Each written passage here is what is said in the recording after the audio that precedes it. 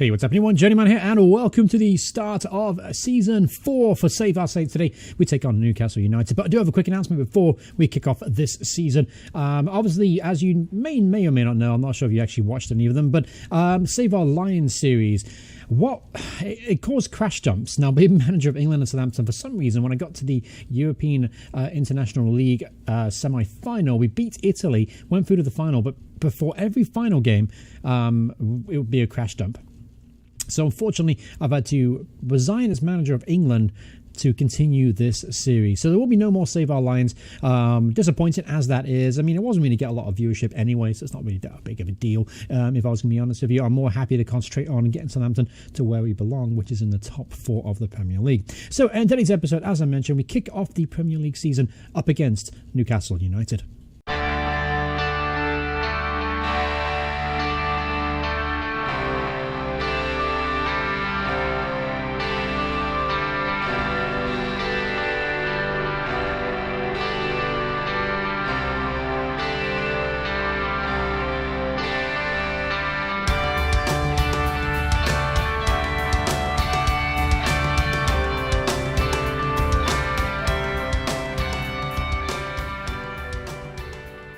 Once again, everyone, welcome to Save Our Saints. Today is episode number 27 and the start of Season 4, and hopefully it will be the biggest season to date. We've made lots of moves in the summer, obviously restructured pretty much almost entire backline, give it as much more options back there, and obviously just improve the quality of the squad overall. So without further ado, let's go talk about some of the transfers that's been made.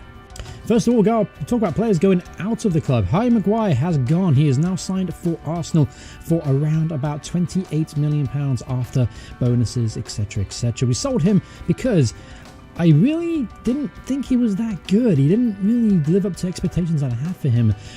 So I was a little bit surprised when Arsenal came knocking and gave me a pretty reasonable bid above his value. And I thought, yeah, why not? Let's move him on and try and find someone better. Next was another defender I'd left too, Jules Koundé. Now, he didn't get much of a look last year. Disappointing, really. When I brought him in, I expected him to be kind of a decent rotation ball-playing defender, but because of all the options we did have in the side, he didn't really get much of a chance, unfortunately. He only played 5 games in the Premier League and 10 overall on the season. He was always solid when he did play, but he became a little bit discontent with the fact he wasn't getting much playing time, so we moved him on for a mere £7 million.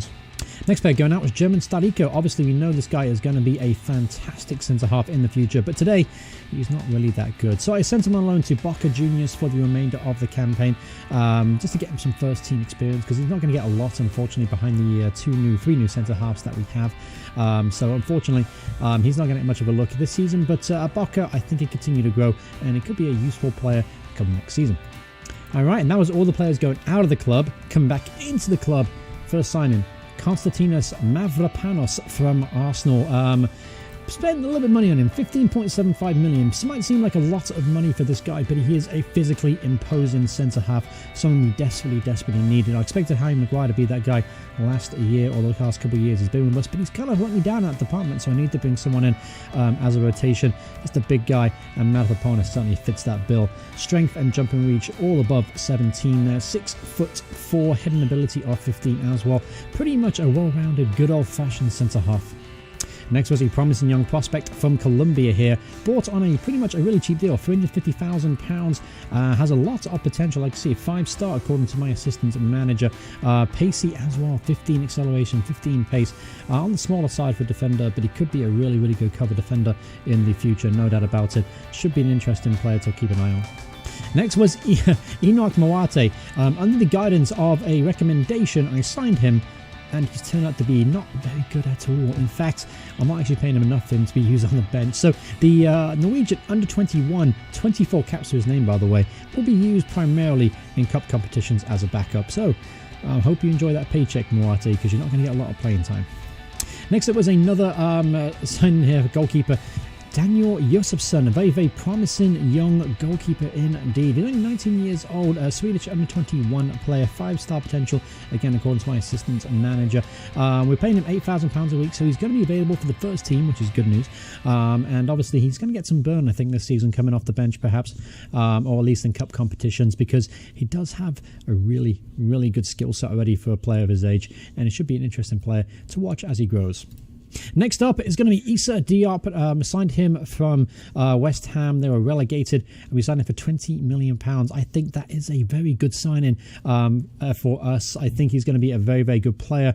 He's very, very strong. As you see, 18 there, jumping range 18, heading 16, tackling. He ticks every box you want to have as a Premier League centre back, and he's better than the centre backs that we already had in place, which is Harry Maguire and Wesley Hoyt. So I'm very, very excited by the signing of Issa Diop. I think he's going to be a hit at the Saints. Next was a returnee of a former Southampton favourite here, Morgan Schneiderlin. I brought him back on a free transfer to provide cover in the middle of midfield.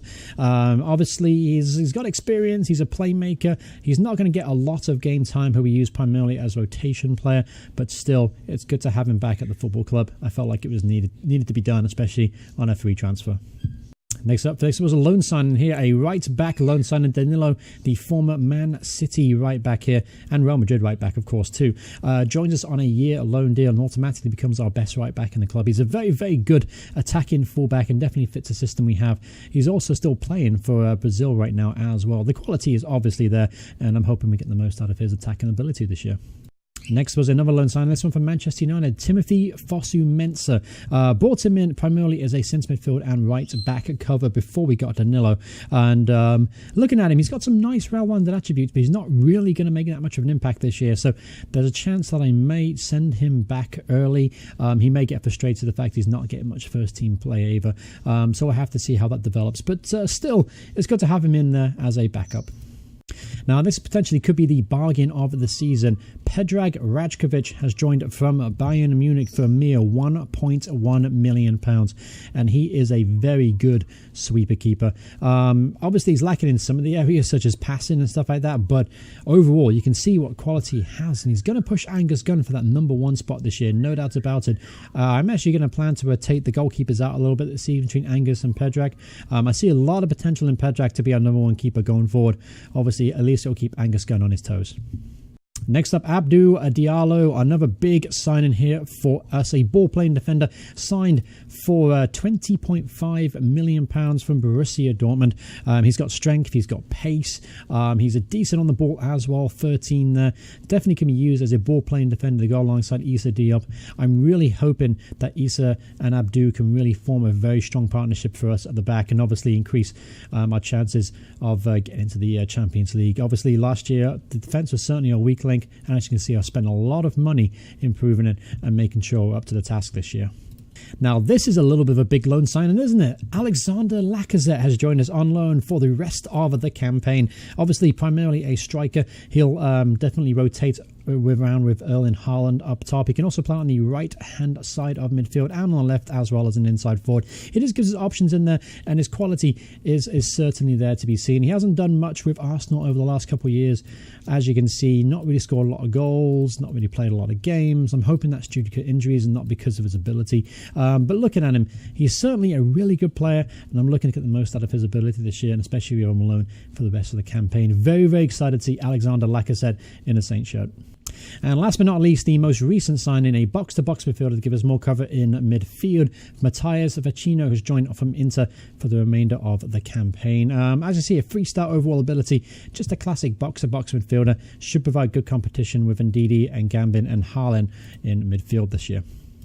All right, with all those signings, this is how the first team looks. And as you can see, we are absolutely stacked full of talent. And a lot of players have become upset this season with a lack of playing time. So going into the first game of the campaign up against Newcastle, this is our best first 11. We're not really injury prone anyway. We haven't got anyone injured right now. Everyone's fit and available. So going into the first game of the season, this is what I imagine our first team looking like, at least until we see how form and, it all works out. But anyway, so Angus Gunn's going to be our goalkeeper to start off with this season. 3.5 stars. You can see Danilo right wing back, partnered with Diallo and Diop in midfield. The centre back. As you can see, it's already an upgrade on what we have. Ryan Bertrand will continue at left wing back. Gambin and Ndidi in the middle. They're two very, very strong centre midfielders, and I think they can certainly form a really, really good partnership there. The attacking four we're used to seeing: Justin Kluivert on the right, Jack Grealish in the middle, Martial on the left, but of course Erling Haaland, who actually finished top goal scorer of the Premier League last season. I'm hoping he can have a repeat performance. This kid is certainly a special talent. Now, on the bench for the first game, what I have is Rachovic, obviously in goal as a backup goalkeeper. Wesley Hoyt is in there ahead of Mavropanos. Toljan, obviously, can play on both left and right, so it gives us versatility off the bench. Ficino, box-to-box midfielder. Gustavo Scarpa is still with the club, but there is rumours that he may leave us in the near future. And after that, Alexander Lacazette, of course, we spoke about him. Excited to see what he can do coming off the bench. And then this guy, Cosimo Marcatagaka, obviously we signed him last year during the summer, and he went on loan to Perugia in a Serie A, and he scored 9 goals in 18 appearances. This kid, I feel like, is going to be an absolute special talent, and he can certainly push Erling Haaland that season for that lone striking role up top. And he's just a wonderful player. He had a really good preseason too, actually, to be fair to the guy. Knocked in a couple of goals in 4 appearances off the bench. The potential certainly is there, and I'm excited to see what he can offer us up top. And looking at reserves, you've got plenty of decent players in the reserves too. Schneiderlin didn't make the team today. Thomas Haaland didn't make the team. Despite some growth over the summer, he's certainly looking like he's going to be at least a decent Premier League player, if not a starting 11 player. But he should be useful going forward. Patrick Roberts, obviously, he didn't get a lot of game time during pre-season due to injuries, so he's lacking a little bit of fitness. But he's still a talented young player with some potential. Simon Markestad went to the Bundesliga last year on loan, and he was actually exceptional for Ingolstadt as well. And during pre-season, he actually looked really good. He knocked off a couple of goals in 5 appearances, come off the bench. Certainly a talented player. 4-star potential according to my assistant manager. Actually made his debut for Norway during the summer as well. There's definitely a lot of potential there in Simon Markestad, and definitely give us an option on the left wing. Maxwell Cornet's in there too, but I feel like his time is starting to run out here at Southampton. Injuries and inconsistencies kind of marred his time with us, but he's still a very useful player, no doubt about it. And of course, Ibrahimi, growth is certainly stalled for him. Hasn't really improved much as a footballer during the summer as much as I would have liked. He's only 19 though, still got time on his hand. 6 goals and 12 appearances now for Albania. That's a wonderful international record. But his goal scoring record last year wasn't exactly the most impressive.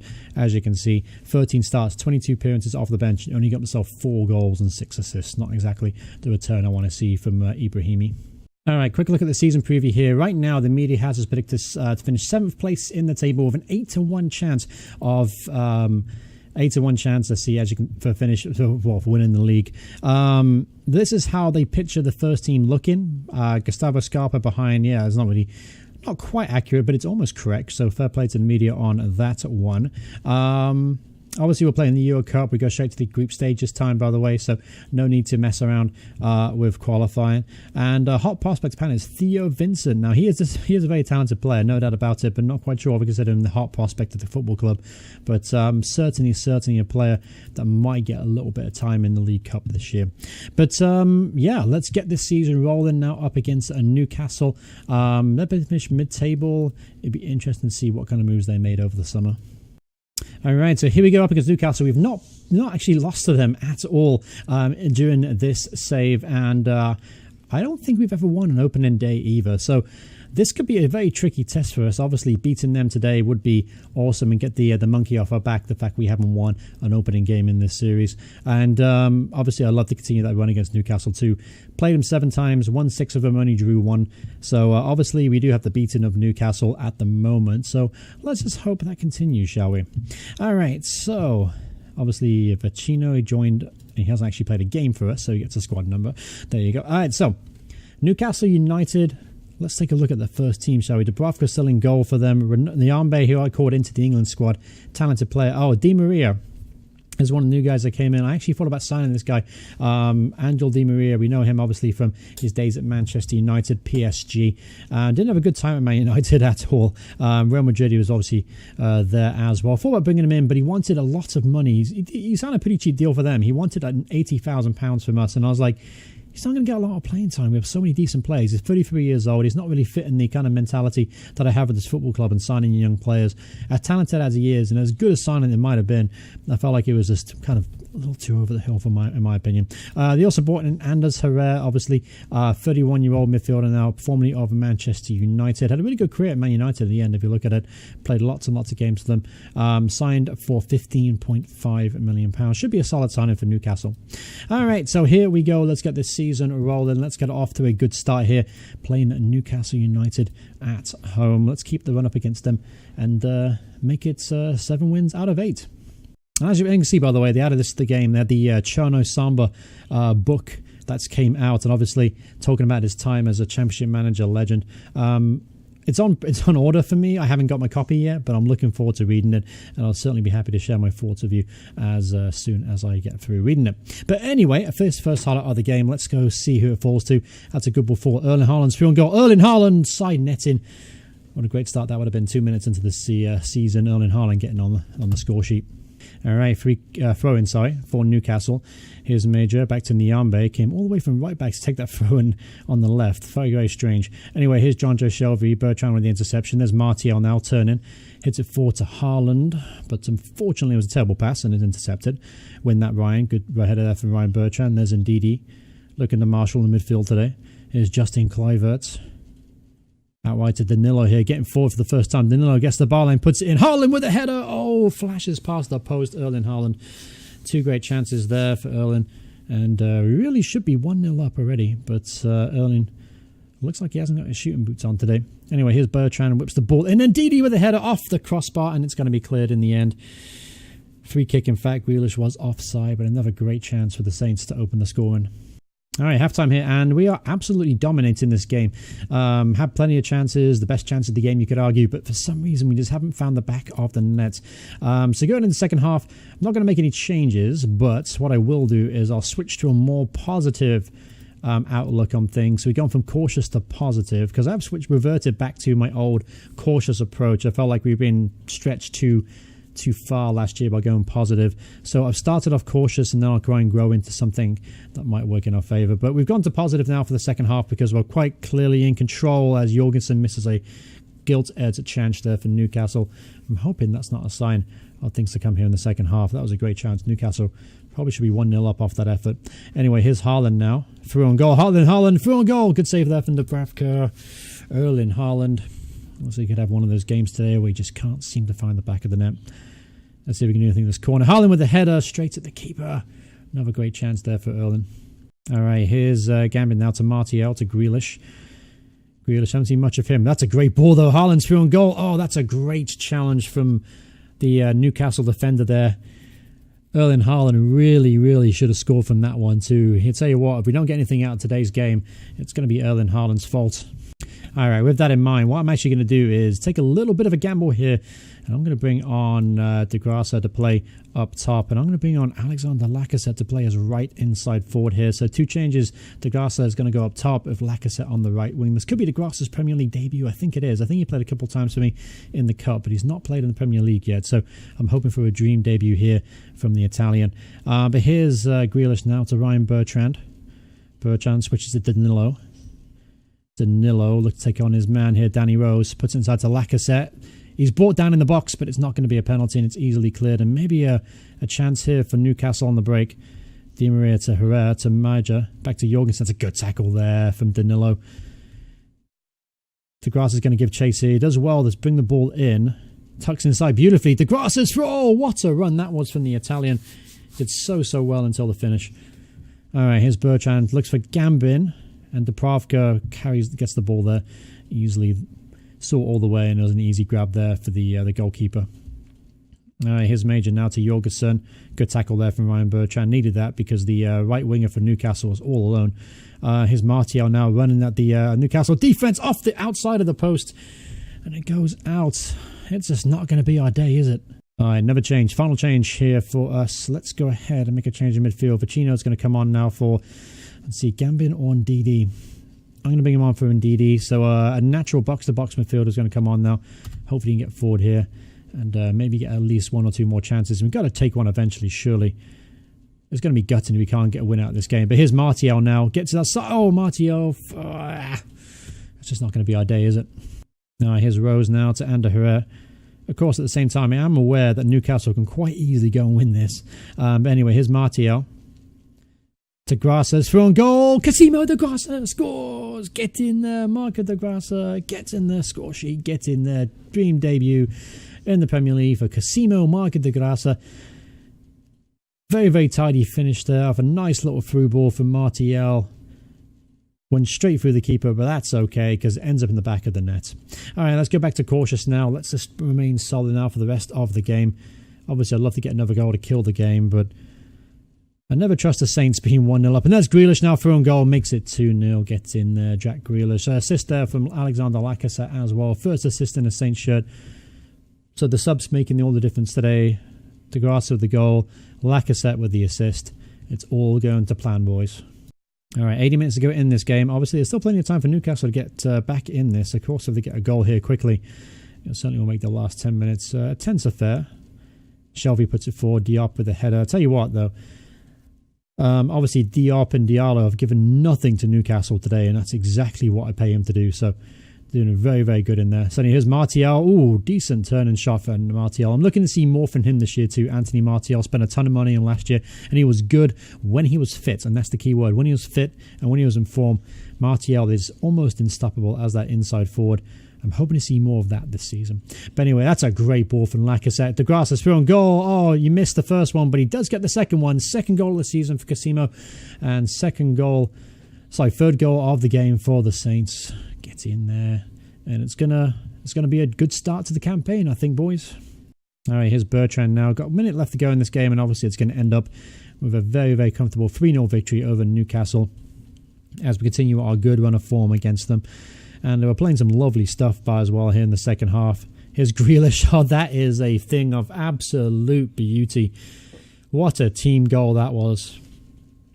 I love to see this, the full highlight there. We worked it with Bertrand on the left. Ficino, Lacazette with a lovely little back heel to Danilo. Danilo back to Lacazette. Lacazette to Grealish. Grealish, first time effort. Keeper, no chance. Thing of beauty from the Saints. And we're 4-0 up.